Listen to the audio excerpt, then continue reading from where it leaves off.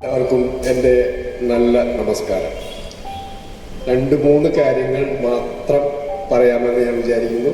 ടീച്ചറും ഇക്ബാലും ഫാസിസത്തിൻ്റെ സ്വഭാവത്തെയും അതിൻ്റെ വികാസത്തെയും കുറിച്ച്, അത് ഇന്ത്യൻ മനസ്സിന് ഏൽപ്പിച്ച മുറിവുകളെക്കുറിച്ചും നന്നായി പറഞ്ഞു. എനിക്ക് 2-3 കാര്യങ്ങളെ പറയാനുള്ളൂ. ഒന്നാമതായി, സാമൂഹ്യമായ ഓർമ്മകൾ, സാമൂഹ്യമായ അനുഭവങ്ങൾ ഇല്ലാതാവുന്നിടത്താണ് ഏതുതരം അധികാരവും ഫാസിസവും അതിൻ്റെ വേരുകളാക്കുന്നത്. നമുക്ക് ഓർത്തെടുക്കാൻ കഴിയുന്നത്, ഇപ്പോൾ അടിയന്തരാവസ്ഥ കാലത്ത് സ്വാതന്ത്ര്യ സമര പ്രസ്ഥാനത്തിൽ സജീവമായി പങ്കെടുത്ത അനുഭവ തീഷ്ണതയുള്ള ലക്ഷക്കണക്കിന് മനുഷ്യർ ജീവിച്ചിരുന്നു. അന്ന് അടിയന്തരാവസ്ഥയ്ക്കും ഫാസിസ്റ്റ് സമീപന രീതിക്കും എതിരെ സമര നേതൃത്വം നൽകാനായിട്ട് ജയപ്രകാശ് നാരായണനെ പോലെ ഒരാളും ഉണ്ടായിരുന്നു. അതിനർത്ഥം സമൂഹ മനസ്സ് സ്വാതന്ത്ര്യത്തിന് വേണ്ടി നിലനിൽക്കാൻ പാകത്തിൽ അനുഭവം സൂക്ഷിച്ചു വെച്ചിരുന്നു എന്നാണ്. കഴിഞ്ഞ 75 വർഷങ്ങൾ കൊണ്ട് സംഭവിച്ചത്, ഒന്നാമതായി, അങ്ങനെ അനുഭവിച്ച ത്യാഗോജ്വലമായ ജീവിതം നയിച്ച മനുഷ്യർ പരിപൂർണമായും ഈ ഭൂമുഖത്ത് നിന്ന് അപ്രത്യക്ഷമായി കഴിഞ്ഞു. രണ്ടാമത്, ഓർമ്മകളാണ്. ഈ അനുഭവങ്ങൾ ഓർമ്മകളായി അടുത്ത തലമുറകളിലേക്ക് പകർന്നുപോയി നിലനിന്നുകൊണ്ടിരുന്ന ആ സമൂഹവും പതുക്കെ പതുക്കെ ഇന്ത്യ എന്ന മഹാരാജ്യത്ത് നിന്ന് അപ്രത്യക്ഷമാവുകയാണ്. അതിൻ്റെ 3ാമത്തെ തലമുറയിലാണ് നാം എത്തി നിൽക്കുന്നത്. ഈ 3ാമത്തെ തലമുറ സ്വാതന്ത്ര്യ സമരത്തെക്കുറിച്ചും അതിൻ്റെ ത്യാഗങ്ങളെക്കുറിച്ചും അറിയണമെങ്കിൽ പാഠപുസ്തകങ്ങളെ ആശ്രയിക്കണം. ആ പാഠപുസ്തകങ്ങളാണ് പുതിയ രൂപത്തിൽ BJP സംഘപരിവാർ ഉണ്ടാക്കിക്കൊണ്ടിരിക്കുന്നത്. ചരിത്രം പുസ്തക രൂപത്തിൽ മാത്രം നിൽക്കുന്ന ഒരു സാഹചര്യം വരുമ്പോൾ പുതിയ ചരിത്രം സൃഷ്ടിക്കുക. നമുക്കെല്ലാവർക്കും അറിയാം, ഇന്ത്യയുടെ സ്വാതന്ത്ര്യ സമര ചരിത്രത്തിൽ ഒരു പങ്കും വഹിക്കാത്ത ഒരു പ്രസ്ഥാനത്തിൻ്റെ പേരാണ് സംഘപരിവാർ. പക്ഷെ ഇന്ന് യൂണിവേഴ്സിറ്റികളിൽ, സ്കൂളുകളിൽ ഒക്കെ തയ്യാറാക്കുന്ന കരിക്കുലത്തിൽ പുതിയ അധ്യായങ്ങൾ എഴുതി ചേർക്കപ്പെട്ടു. രണ്ടാമത്തെ ഒരു കാര്യം, മോഡിയും സംഘപരിവാറും അതിസൂക്ഷ്മമായ ഒരു കണക്കുകൂട്ടലിന്റെ അടിസ്ഥാനത്തിൽ തന്നെയാണ് 2014 അധികാരത്തിൽ വന്നത്. അതീവ സൂക്ഷ്മമായ നാഗ്പൂർ ബുദ്ധികേന്ദ്രത്തിൽ നിന്ന് പുറപ്പെട്ട ഒരാൾ രൂപമാണ് മോഡി. നമുക്കറിയാം, 2014 ഡൽഹി എങ്ങനെയാണ് തിളച്ചുകൊണ്ടിരുന്നത്.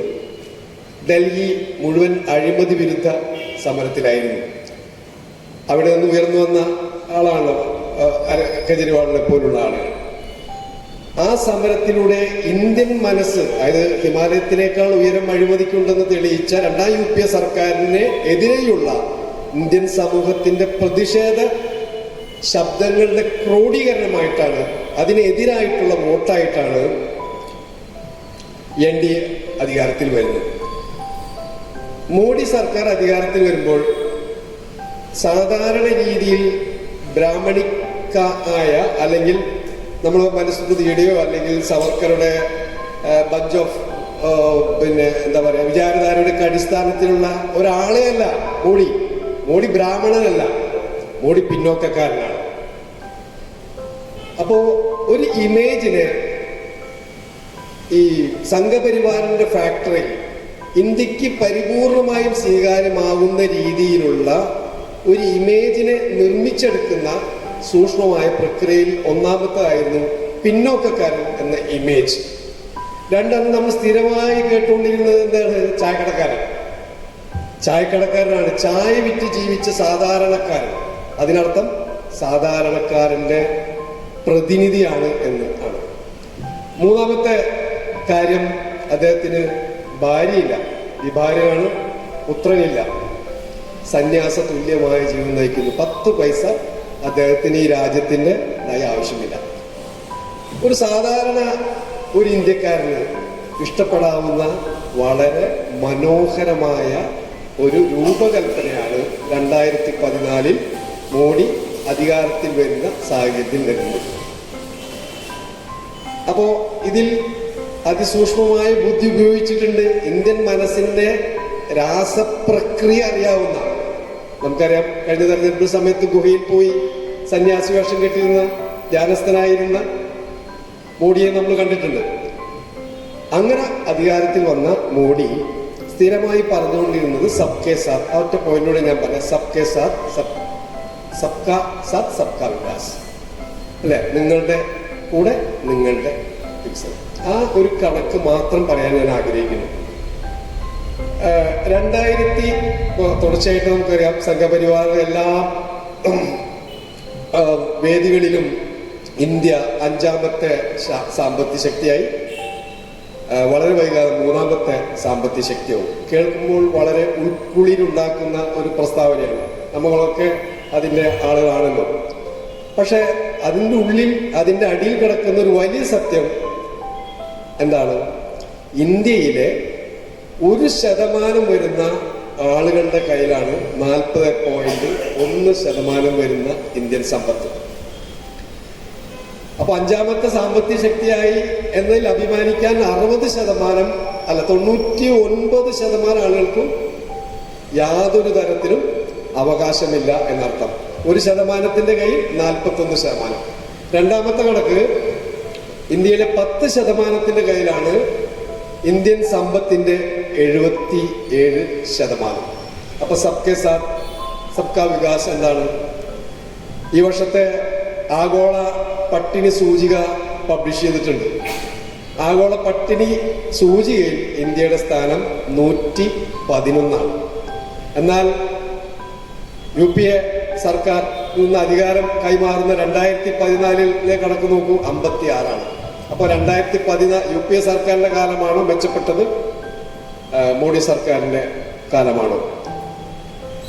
ഒരു കണക്ക് കൂടി നോക്കാം. UNDP ലോകം മുഴുവൻ അംഗീകരിച്ച ഒരു ടൂൾ കിറ്റിനെ അടിസ്ഥാനമാക്കിയിട്ടാണ് യുണൈറ്റഡ് നാഷൻ ഡെവലപ്മെന്റ് പ്രോഗ്രാം ലോകരാജ്യങ്ങളുടെ മാനവ വികസന സൂചിക അളക്കുന്നത്. ആ ടൂൾ കിറ്റിനെ ഇന്ന് വരെ ആരും ചോദ്യം ചെയ്തിട്ടില്ല. ഇപ്പൊ BJP ചോദ്യം ചെയ്തുകൊണ്ടിരിക്കുക. കാരണം BJPക്ക് ദോഷമെന്ന് തോന്നുന്ന, ദോഷമായിക്കൊണ്ടിരിക്കുന്ന കാര്യങ്ങളാണ് പറഞ്ഞത്. ഹ്യൂമൻ ഡെവലപ്മെന്റ് ഇൻഡെക്സിൽ ഇന്ത്യയുടെ സ്ഥാനം 137. 192 രാജ്യങ്ങളുടെ കണക്കിൽ 137. നമ്മളെക്കാൾ തൊട്ട് മുകളിലാണ് ബംഗ്ലാദേശ്. അപ്പൊ എന്താണ് സ്ഥിതി? ഒരു സാമ്പത്തിക ശക്തിയല്ലാത്ത ബംഗ്ലാദേശും ശ്രീലങ്കയും നമ്മളെക്കാൾ വളരെ മെച്ചപ്പെട്ട സാമൂഹ്യ പുരോഗതി കൈവരിച്ചിട്ടുണ്ട്. നേരത്തെ ഇക്ബാൽ സൂചിപ്പിച്ച പോലെ വലിയ കള്ളങ്ങൾ കൊണ്ട് നിർമ്മിച്ചെടുക്കുന്ന ഒരു തരം മാന്ത്രിക ലോകമായി ഇന്ത്യയെ മാറ്റിക്കൊണ്ടിരിക്കുന്നു. ഈ പലതരം കണക്കുകളും, പട്ടിണ സൂചികയും UNDPയുടെ കണക്ക് പോലെ തന്നെ ലിറ്ററസിയുടെ കണക്കുണ്ട്, പലതരം കണക്കുണ്ട്. എല്ലാ കണക്കുകളിലും കഴിഞ്ഞ 10 വർഷങ്ങൾ കൊണ്ട് ഇന്ത്യ മുന്നോട്ടല്ല പോയത്, ഇന്ത്യ പുറകിലേക്കാണ് പോയത്. അതിന് കാരണം അതുകൂടി ഞാൻ പറഞ്ഞു നിർത്താം.